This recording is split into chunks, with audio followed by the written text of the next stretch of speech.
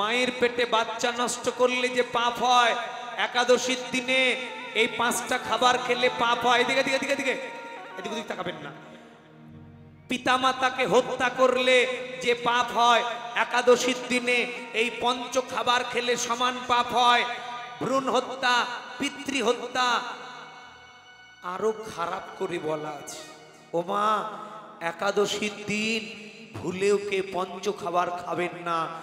যদি কেউ খায় তাহলে এগুলো পাপ তার নামে লেখা হয়। শুধু তাই নয়, যে খায় তার বংশে যতজন মারা গিয়েছে ওদেরকে সেদিন ভগবান খেতে দেয় না, ওদেরকে খেতে দেয় মলমূত্র। যারা একাদশীর দিন খাবে তাদের বাবা মা যদি মরে গিয়ে থাকে তাহলে স্বর্গে থাকলেও তাকে সেদিন খেতে দেওয়া হবে না। কেন? তুমি খেয়েছো, এই জন্য ওদের শাস্তি দেওয়া হবে। কারণ পিতা মাতা সন্তানের কর্মফল পাবে। ভালো কাজ করলেও বাবা মা পাবে, খারাপ কাজ করলেও বাবা মা পাবে। এই জন্য বাবা মা মরে গেলে বৈষ্ণব সেবা দেওয়া হয়। ছেলে দান করে, ছেলে বৈষ্ণব সেবা দেয়। কেন? যাতে ছেলে দিলে মা পাবে। যারা ইহজন্মে শুধু দেহ চর্চা করে মরছে, মৃত্যুর পর 28টি নরকের যন্ত্রণার জন্য তৈরি থেকো, তোমার প্রস্তুত থেকো, কেউ তোমাকে বাঁচাবে না। একাদশীর দিনে 5টি খাবার যারা খায়, কি কি? ধান, গম, জও, ভুট্টা, সরিষা। ধান, গম, জও, ভুট্টা, সরিষা, 5টি খাবার কেউ যদি শরীরে রক্তের গরমে যৌবনের অহংকারে কেউ যদি 5টা খাবার খায় একাদশীর দিনে, মায়ের পেটে 3 মাসের বাচ্চা নষ্ট করলে যে পাপ হয় সেদিন ওর নামে ওই পাপটা লেখা হয়। করে যান, পাপ কত করবেন। এই যে মরণের চিন্তা করতে হবে। কোনো বাবা যদি পাপ করে জন্মে, কুকুর হয়ে জন্মে, ছেলে যদি বৈষ্ণব সেবা দেয়, ওই সেবাটা যদি ভগবান গ্রহণ করে নেয়, কুকুরটা সাথে সাথে মারা যাবে। পরের জন্মে তার বাবাকে কৃষ্ণ ভক্ত মায়ের গর্ভে জন্ম দিয়ে দেওয়া হবে সন্তানের বৈষ্ণব সেবার ফলে। এই যে মায়েরা, এই জন্য যৌবনকালে যেতে হবে। রক্তের গরমে যৌবনে যা খুশি তাই করবেন না। কেন? কি তাই বললেন? জাতস্রহি ধ্রুব মৃত্যু ধ্রুবলং জন্ম মৃত্যুশ্চ তস্মাদ অপরিহার্যর্থেন তম শোচিতম।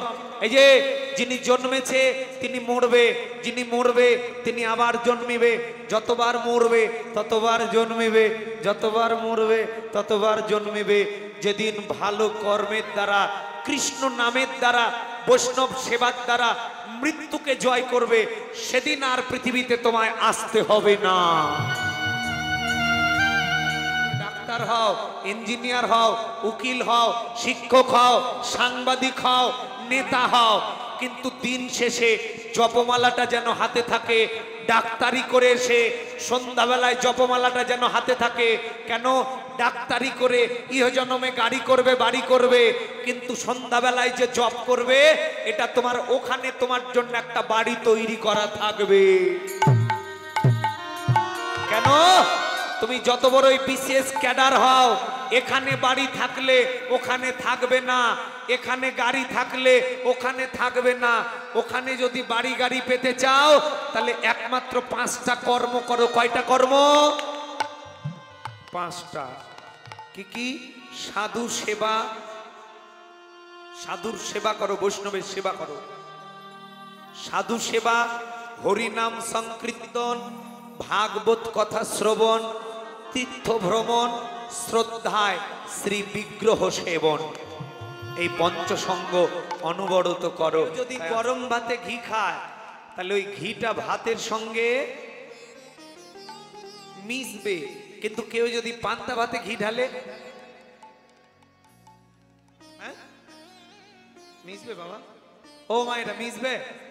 বলে ভাতেও মিশবে না, হাতেও মিশবে না। এই যে যৌবন কালে কৃষ্ণ ভজন করা আর গরম ভাতে ঘি খাওয়া, আর বৃদ্ধকালে কৃষ্ণ ভজন করা, আর পান্তা ভাতে। বৃদ্ধকাল মানে পান্তা ভাত, কিছু নাই তোমার।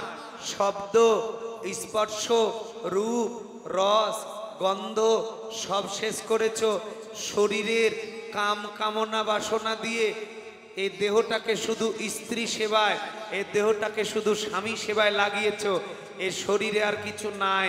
তখন তুমি ওই যে মায়েরা, আপনাদের এলাকায় বাঁশ আছে? বাঁশ ঘর ছাওয়া যায়। বাঁশ, বাঁশে একটা পোকা লাগে। কি পোকার নাম? কি পোকার নাম? ঘুন পোকা। ওই তো আমাদের রাজশাহীতে বলে ঘুন পোকা। আচ্ছা, ওই ঘুন লাগা বাঁশ দেখেছেন মায়েরা? আচ্ছা, কোনো বাঁশ যদি ঘুন পোকাতে খেয়ে নেয়, তাহলে ওই বাঁশ দিয়ে কি ঘর ছাওয়া যায়? যাবে? ওটা ছাইলে বলছে বাঁশ যেমন ঘুনে খেয়ে শেষ করে দেয়, যৌবন আসলে তোমার শরীরে একটা পোকা ঢুকবে। কি পোকার নাম? কাম। এই কামকে যদি প্রেমে পরিণত না করো যৌবনে, তাহলে যৌবন তোমাকে কামে কামাতুর বানিয়ে দিয়ে সংসার রঙ্গমঞ্চে মাতুয়ারা করে দেবে। সব শরীরে খেয়ে নেবে কাম পোকাতে। সেদিন ওই গুরুদেবের কাছে গিয়ে কি করবা? কারণ ঘুন লাগা বাঁশ দিয়ে যেমন ঘর ছাওয়া যায় না, কাম পোকাতে খাওয়া দেহ দিয়ে ভগবানের সেবা হয় না।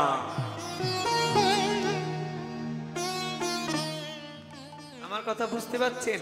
ও মায়েরা, মৌচাক দেখেছেন? যতক্ষণ মধু ততক্ষণ মৌচাকের মূল্য আছে। মধু শেষ, মৌচাকের মূল্য শেষ। এই জন্য মা, যৌবনকালে কৃষ্ণ নাম করতে হবে, যৌবনকালে জপমালায় জপ করতে হবে। ছেলে মানুষ হোক তারপরে করব, আমি ব্যস্ত মানুষ তারপরে করব, এগুলো অজুহাত দেওয়া যাবে না। কখন জপ করতে হবে? যৌবনকালে মালা জপ করতে হবে। মহাপ্রভু বলে দিয়ে গেছেন, জপমালায় যারা জপ করে না, ও মায়েরা এদিকে তাকান, এদিকে এদিকে এদিকে। কি রূপের অহংকার? এই যে ভাগবতে বলছে, যারা এ জন্মে শুধুমাত্র ভ্রুপ লাগার ফেসিয়াল করে মরবে, এ শরীর ভগবানের সেবায় লাগাবে না, পরের জন্মে পায়খানার পোকা হয়ে জন্মিতে হবে। ভাগবতে বলেছে, আমি নয়। এখনো সময় আছে। শরীর বিউটি পার্লার দিয়ে না সাজিয়ে যদি পারো একবার কৃষ্ণ নামে সাজাও, পরের জন্মে কৃষ্ণ ভক্ত মায়ের গর্ভে জন্ম হবে। নিতাই গৌর হরি বল। শুনবে না তো মায়েরা? শুনবে না তো? কীর্তনিয়া রাজশাহী থেকে এসেছে, নরোত্তম দা বলে চলে যাবে, আমি করব না একাদশী, আমি করব না হরিনাম জপ। এই যে করবে না, হরিনাম করবে না, একাদশী করবে না, একাদশী দিন ভাত খাবা। ভগবান বলছে, খা, কতদিন খাবি? খা, মরবি তো নাকি? যেদিন মরবি সেদিন কে বাঁচাবে খোকা? এই যে হাসপাতালে গিয়ে দেখবা কত কত মানুষ এত শক্তিশালী ছিল, যৌবনে মন্দিরে যায়নি, একাদশীর দিন জোর করে ভাত খেয়েছে।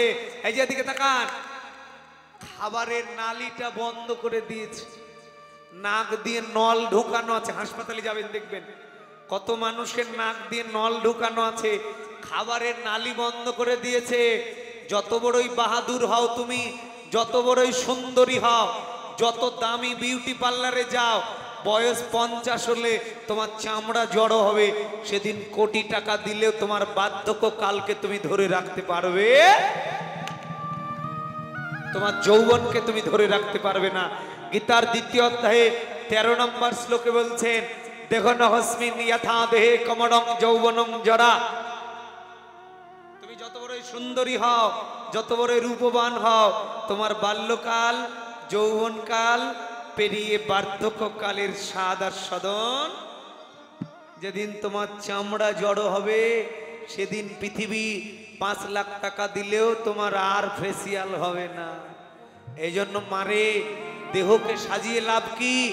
নয়নকে কাজর দিয়ে নয়, নয়নকে সাজাও গোবিন্দ দর্শন করিয়ে, কর্ণকে সোনা দিয়ে নয়, কর্ণকে সাজাও কৃষ্ণ নাম শুনিয়ে, কণ্ঠকে শোনাও, কণ্ঠকে সাজাও তুলসী মালা দিয়ে, পদকে সাজাও সাধু সঙ্গে হেঁটে গিয়ে, শরীরে সাধুর চরণধুলি গায়ে মেখে সাজাও, তোমার ইহজনম পরজনম সুখী হবে।